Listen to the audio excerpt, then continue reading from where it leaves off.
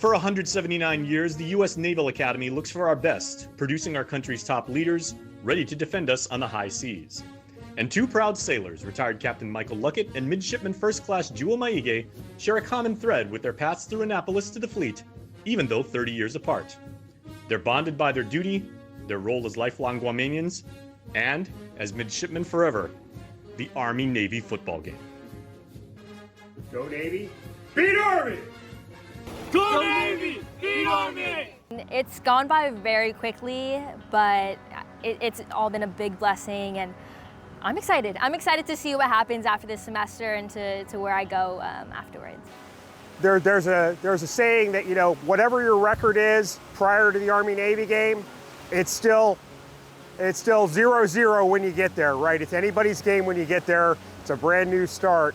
Navy football overall and being on Navy Spirit, it's been a unique experience, and I think I'm lucky to have won those 2 years because I was on the sidelines for both, and it's so surreal. The game overall, like it's Army versus Navy, but it's really America's game for a reason because you have these two teams with such a unique dynamic in the United States, and it's so cool. It's the best thing ever.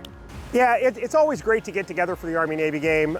You know, getting together with the local alumni, both the folks that are here on island that are natives of Guam who've retired here and stay here, as well as the folks who are stationed here on active duty who happen to be alumni. We try to get as many folks together as we can every year for the Army-Navy game.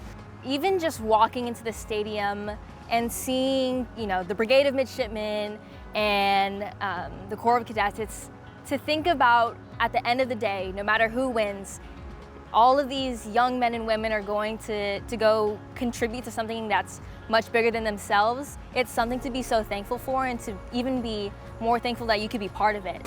What was Navy's record for the 4 years when you were there? Yeah, that was not the high point of Navy's Navy football excellence, let's put it that way. We did beat Army one of the 4 years I was a midshipman, but we also had some rough patches in there. But going to the games was always great. Whether you win or lose, you know, you're going with all your friends. It's exciting to hang out and, you know, watch the team play. You know, you almost always, you had some friends who were on the team as well. So you're always cheering for the folks in your group and in your classes that you know that are out there on the field. Yeah, I made some great memories there.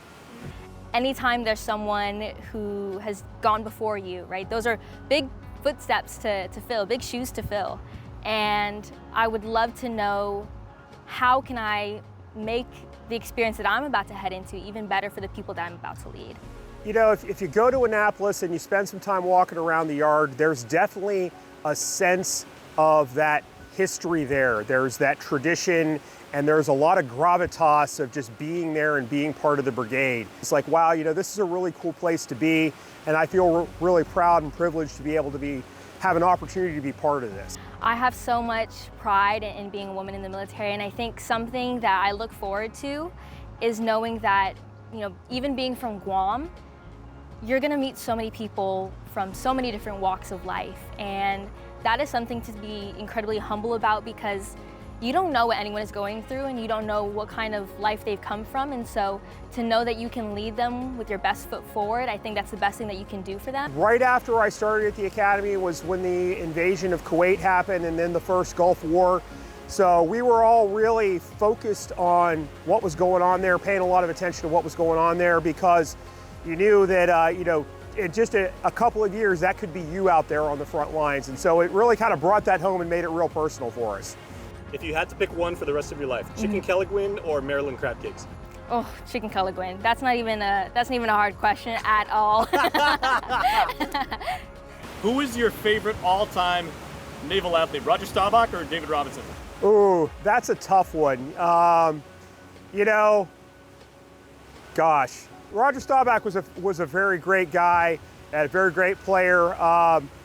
You know, David Robinson was a little before my time there at the academy, but you know, I know folks who went to, who were there at the same time, and one of the things they always said about David was he was just a really great guy in addition to being a great player. Honestly, I feel pretty ready, and that's because I have a lot of confidence in the curriculum at the United States Naval Academy. They prepare so well just to know not only what we're getting into, not only like what that commitment looks like, but in terms of knowing what our approach to leadership is. My advice to the mids is go out and do it. Just throw yourself into the job. Go take any opportunity that you think presents itself that you think is exciting to you, and just go all in, and it'll all work out for you. Hafaday, I'm Midshipman First Class Jewel Maigue. Go Navy, beat Army. Hi, this is Captain Retired Mike Luckett, class of 1994. Go Navy, beat Army!